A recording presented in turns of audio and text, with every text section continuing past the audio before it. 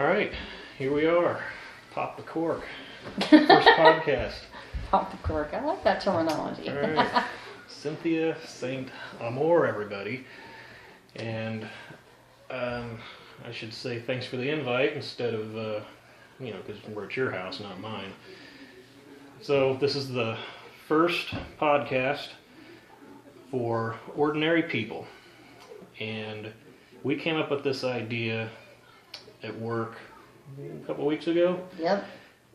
Always listening to podcasts, watching podcasts. Had the idea. Cindy said, I want to start one. And I'm like, you know what? I've always wanted to do one too, so what are we waiting for? Yep. Why are we dragging our feet? Exactly. So yours, I love the concept of it. Mine is actually, which we'll link this to mine, YouTube. And mine is actually going to be called BS, No, and then X, CUSE. So BS, No Excuse. there you go. Let's start with you. What's yours all about? Well, it's titled Ordinary People because that's the people that are going to be on the podcast. Just ordinary people. I'm an ordinary person. I'm not a professional athlete. I'm not a celebrity. I'm not a movie star. I'm not a musician. You're not a movie star?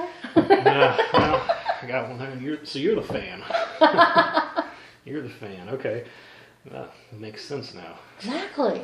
I knew that. I'm not a stalker. I'm a fan. There's a difference. I have one follower. I didn't know it was you until now. But yeah, we're just going to... And the subtitle for mine, the title is Ordinary People. The subtitle is going to be because normal people have amazing stories too. As we're about to find out. What? And when we get a lot of these going, I think the guest list will be pretty extensive. I don't know how popular this is going to be. I've never done one of these before. I don't have any business doing one to begin with. Yes, you do. Everybody has a right to do these. And basically, I think, okay, I'll go with this.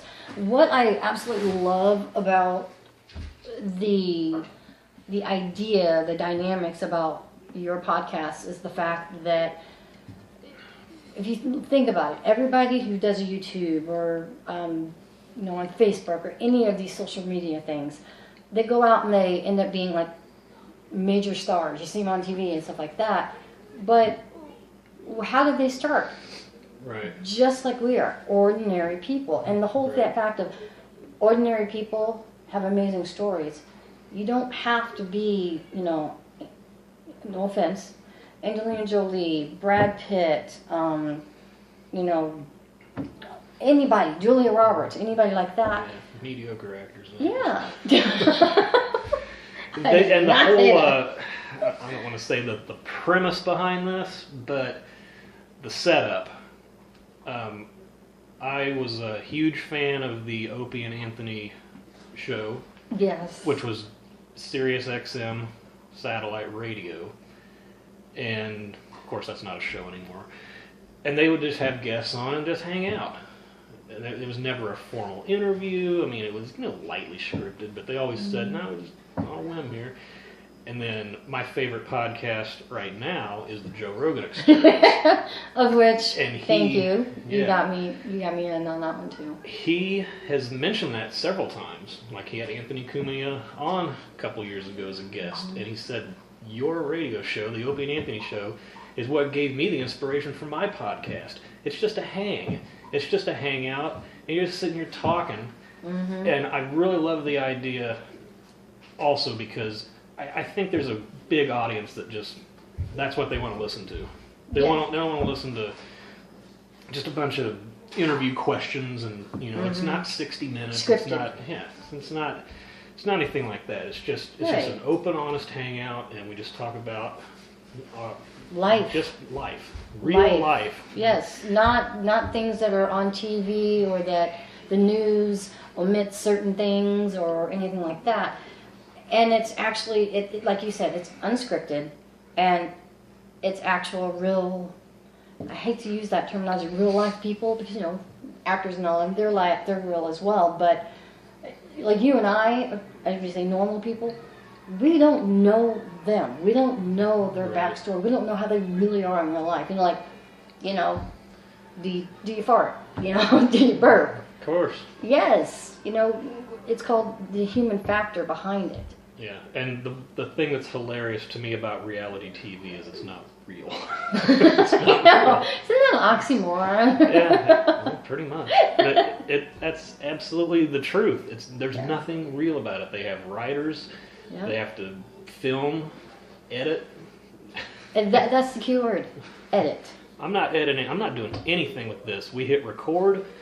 This is just going to be uploaded. Might have to do it in different parts. I think it gives me a 33-minute window and then it starts another video. So we'll have to play around with that. And by the way, this setup is a Ceramonic sound mixer with 2 mics, and the video is 4K on a Samsung Note 5. So that's our setup here, a little tripod. Researched this online. Very good reviews, been very happy with it so far. And yeah, here we are. Practiced the last week. Now we have the official. And he has practice. I can vouch for it. And I thought that this was. I mean, I absolutely love working with you. Mm-hmm. You are, because we both. I don't know. Can we even plug where we work? I'm not going to initially. Okay, yeah, because I don't want to. Yeah. But yeah. Legalities. But Right. but I mean, talking about real life and real stories, everybody has a job, and JOB stands for what? Just over broke. Yeah. But for me, and I'm kind of segueing here. Sorry. Yeah, that's but fine. Next for topic. me, it's the environment and the people that you work with that makes me want to go back. Yeah, absolutely. It's a pretty good job. We have an excellent supervisor. Mm-hmm. The work, it's quite a big workload, but really, when you look at it, it's really not that difficult of a job either. It's not. The only thing is a lot of things change, and you have to keep up with the change. Yeah, that's all I'm gonna say about that.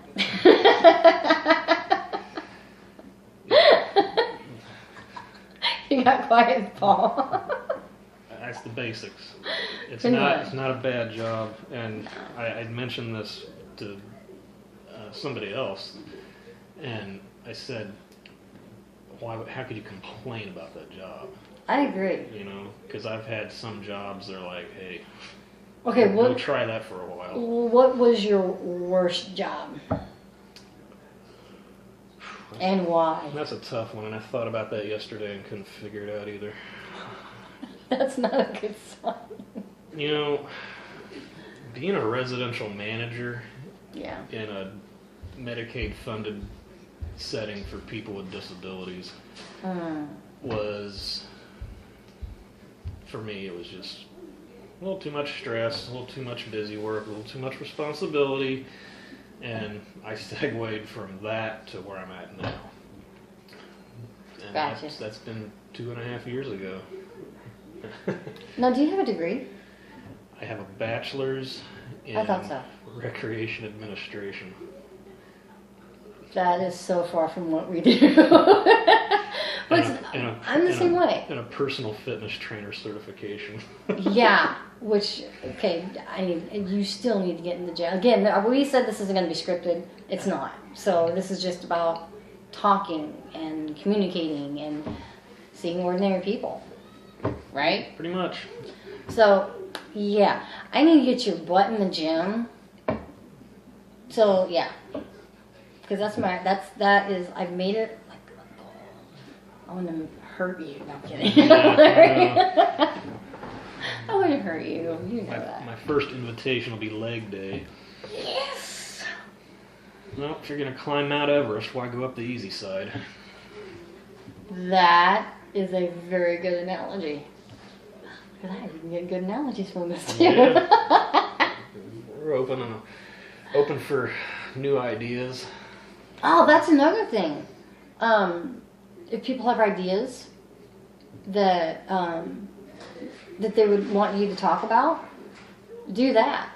You know, Yeah, put it on the bottom. I had thought about not ever reading the YouTube comments. Why? No, you need to. Might. I don't know. You should always read them because it's those subscribers are the ones that are going to get you to other people, and that's your goal. True. That's your goal. You know, okay. Are you gonna cuss? No, it's up to you. It's your house. Okay, yeah, I'm fine with it. But how do I put it? Opinions are like assholes. Everyone has them, and most of them stink. Yeah. So you gotta take the good with the bad. True. That's all there is to it. And then the bad stuff, let it roll off. Yeah. Because in the end, you're gonna listen to those people who are giving you positive criticism. Right. You take it and you run with it. True. So. All right, let's segue over to your podcast. Oh yeah. The idea behind it and the subject matter content that it's going to have. Okay. Because yours is a completely different idea from mine. Mine is just you sit here and just nonsense for a while. Well, I like that. Yeah, so do I. I But love yours is that. going to be a little different setup. Yes, I think. mine. It's my podcast is like the title is BS No Excuse. Right. And BS No Excuse is literally just that. It's BS. In life, you can make up any excuse you want for any situation in your life, but that's all it is an excuse. Right. And my podcast is basically going to be about individuals who have gone through tumultuous things, little minuscule things. You know, what is huge and a burden to me, to you is just like, really? You're worried about that? Yeah. But it's how people deal with it, how people got through it. And mine is just basically to help other people out there. But I also have another, actually I have two YouTube. One is Cindy Loves Cool Things. Yes. And I have that one as well. Which is neat. Thank you. It is pretty cool. But yeah, I mean, on Cindy Loves Cool Things, that one, yes, I will kind of tie those in together, but that one is more fun-loving, you know, just shoot the crap, do neat things like You go to car shows. Yeah, so you go to a lot of car shows. Yes, I love car shows. And that's where I was telling you about looking in the feeds, because there's people who, it was my first time recording, and I didn't realize that how you have yours set up long ways. Mm-hmm. I was doing it when my phone was like this. Yeah. And it was horrible. And people were telling me, we can't really see what you're doing. You know, they're like, what are you doing? Mm-hmm. And I'm like, oh, don't hate me. I'm just trying. I'm learning. But yeah, that one is more geared towards, and I ask people, I say, hey, post at the bottom, give me ideas if there's events that are going on in Omaha, car shows, fundraisers, carnivals, anything like that, people that want me to look at. Sure. I'll go. I'll videotape it. I'll interview different people. I also like to plug in local businesses to help to give back to the community. Okay. And then with the one that we talked about at work, the BS No Excuse, that one is geared more because something that I want. Tony, I don't know if you've ever heard of Tony Robbins. I don't know.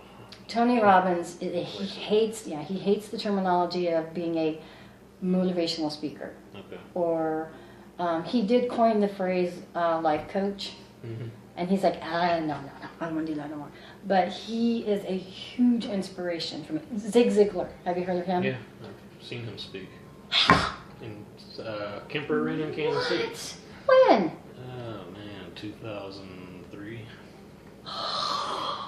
Okay. You Yeah. just got up on one notch for me. No, I'm kidding. Yeah, it was fun. It was a good time. That is more what BS No Excuses is more geared towards. inspiring people, helping people deal with situations in their lives that you just don't know how to deal with. Mm-hmm. And some of it will be spiritual, religious, and beyond. Sure. And I'm open to conversation. That's the one thing about me is I'm more than willing to converse with me. You know, let's banter back and forth. But for me, it's like, don't do this. Mm-hmm. You know, here, I'm going to say to you, nope, I don't want to listen to you. Yeah. That to me does no good for both. But anyway, but yeah, thank you for segueing that. Yeah, not a problem. But what are you wanting to get out of this personally, to begin with? Just have a good time, basically. Just have a good time. Just talk to people. You know, just have a good conversation. See what they're all about. What kind of cool stories do they have? Okay, what about you? What kind of awesome job experiences? What awesome job experiences have you had? Work experiences, anything like that.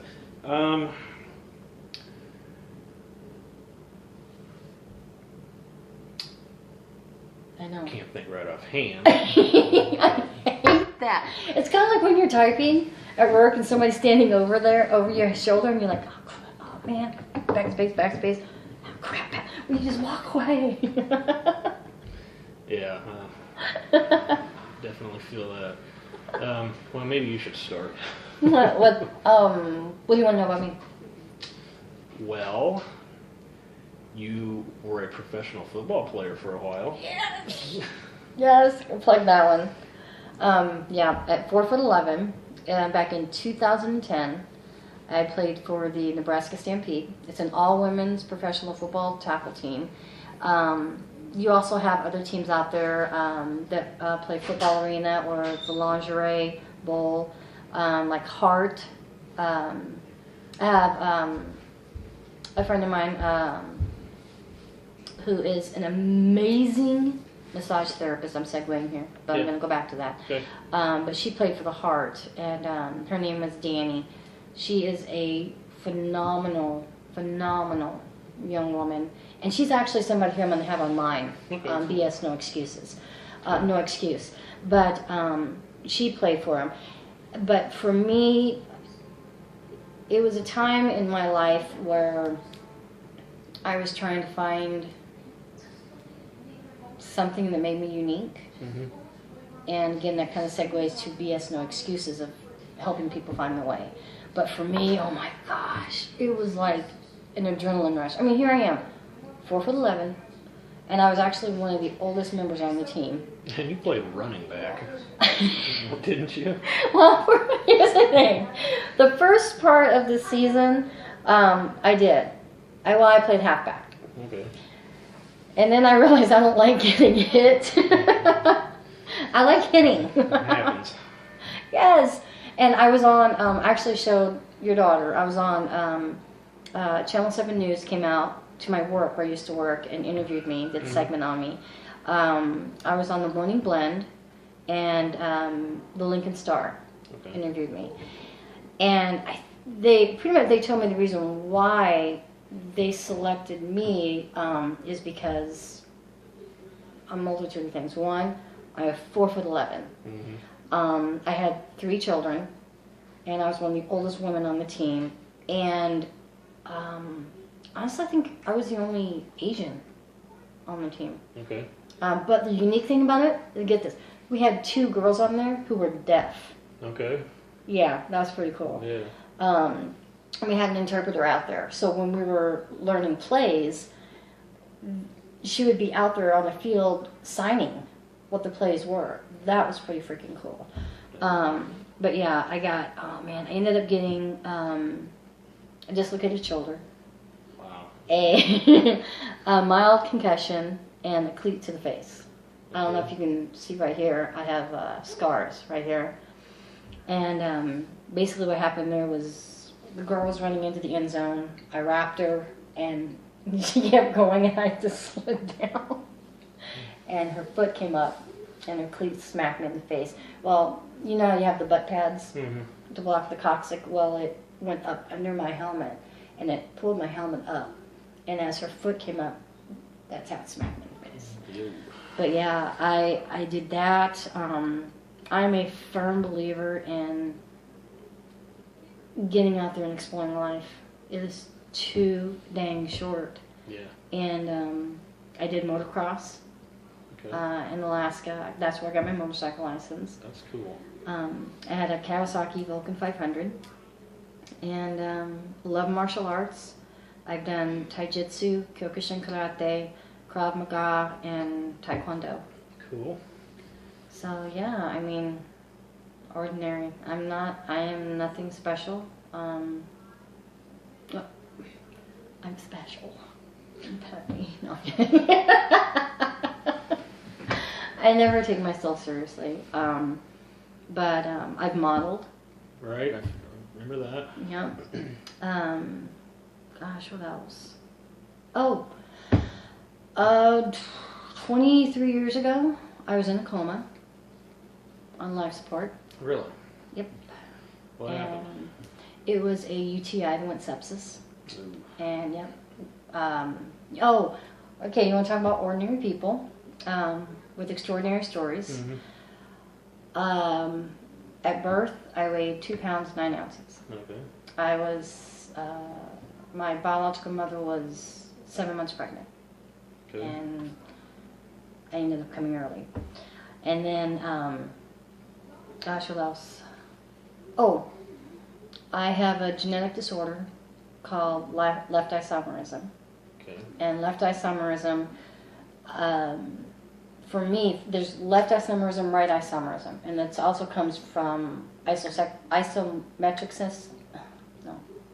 isomorph syndrome or heterosectic syndrome. Look it up. I have no idea what you're talking about. But I had a hysterectomy, and I had 2 uteruses. I have 5 spleens. My liver is enlarged and bilateral. My IVC is interrupted, meaning it stops. And there's a system that's called the Agassiz system, which is just a cluster of vessels that go up and then into my heart. I found out that I had GERD when I collapsed at work. Yeah, that happened on my birthday in June of this year. It was your birthday? I didn't know that. June 7th, yeah. I didn't know this. Because I saw you and Kinsey walking around the corner, and I wanted to show you what they did to my cube, which was awesome. I know, that was so cool. And then you didn't come back. You went in the ambulance. What'd they say? Who? Did they say anything to you guys? Because I haven't. Oh, yeah. I believe in our team meeting, Really? they said what had happened. I can't remember for sure. It's been several months ago. Yeah, we were all pretty worried about you. And then you were out for a week. Yeah. And then yeah. you came back on the day we had training downstairs. I know. And you looked so frail. Sad. I was like, man.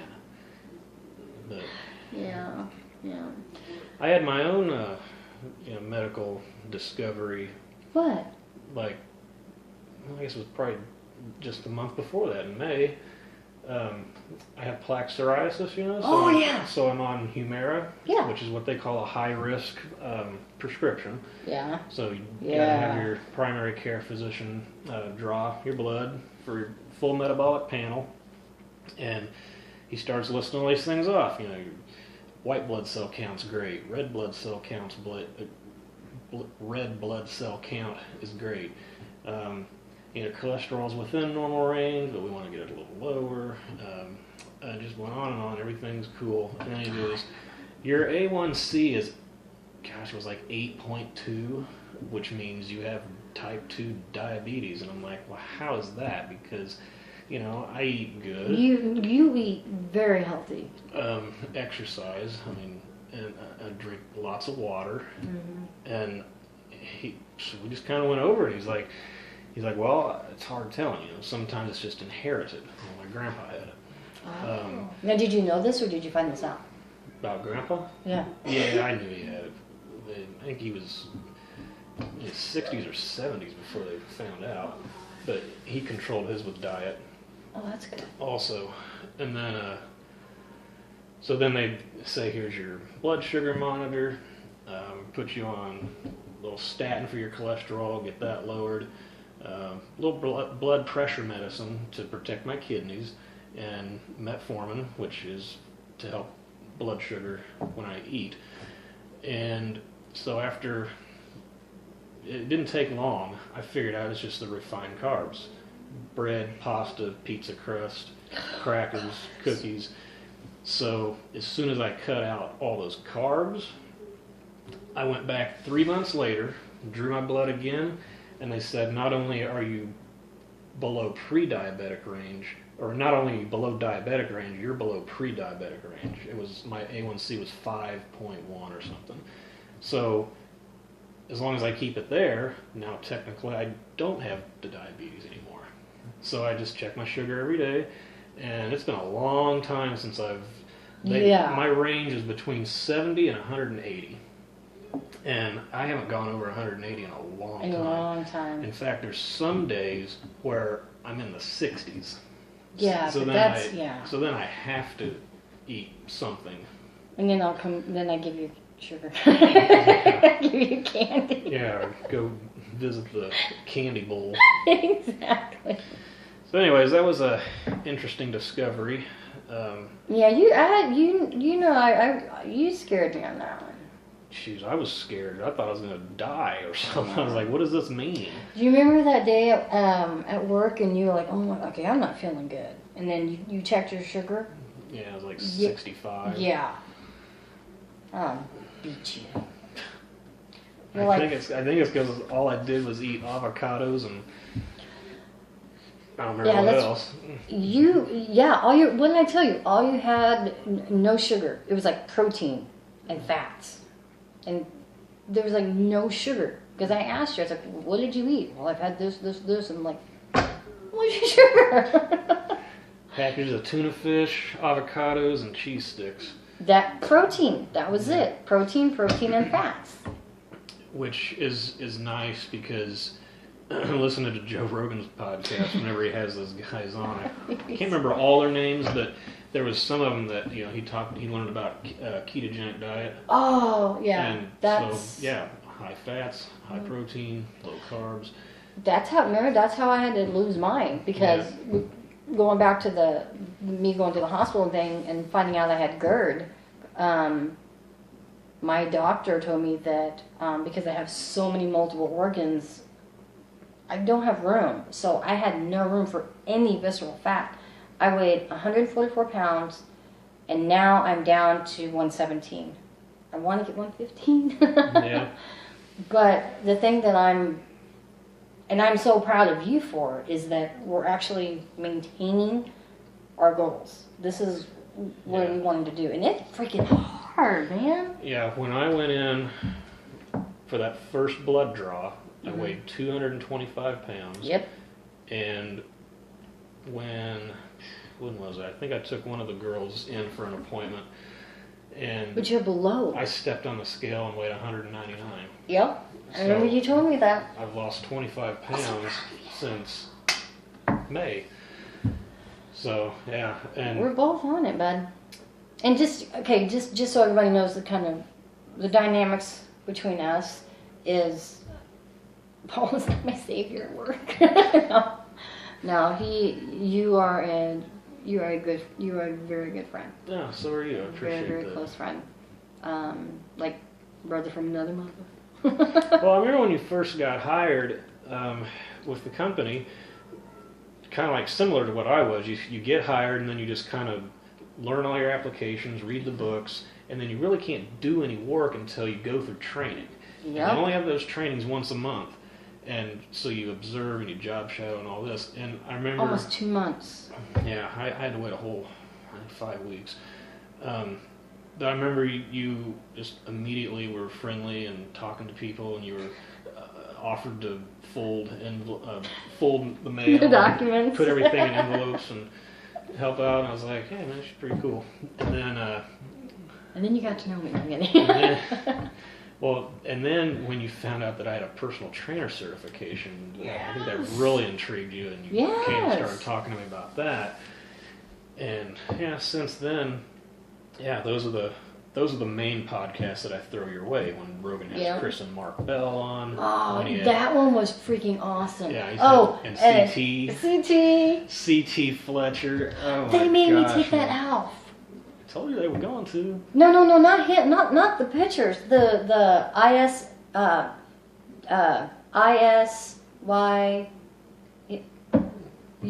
It's still your motherfucking set. Yes, they made me take that off. I had to. Oh, I wrote that up there anyways. Really? Yeah. Where did you put yours?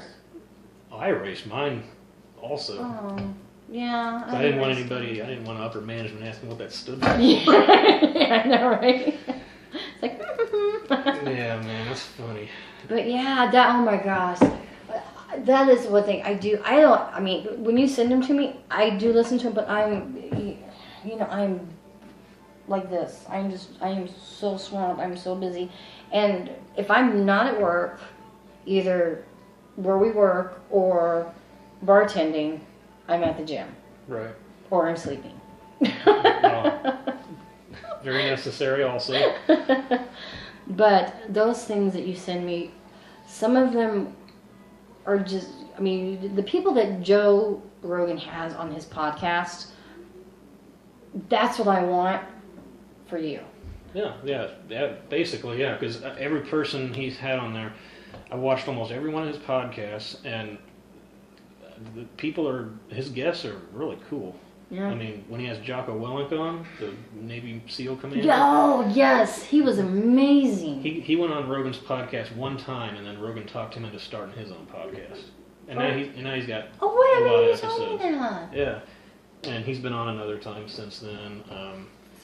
Steve Maxwell, he's a guy that. I don't think you've sent me one. Yeah, he was on there quite a while back. He's an interesting guy because he like doesn't own a house anymore or something. He lives in his van and he travels all over the world training people. Training people for what? Who is he? What does he do?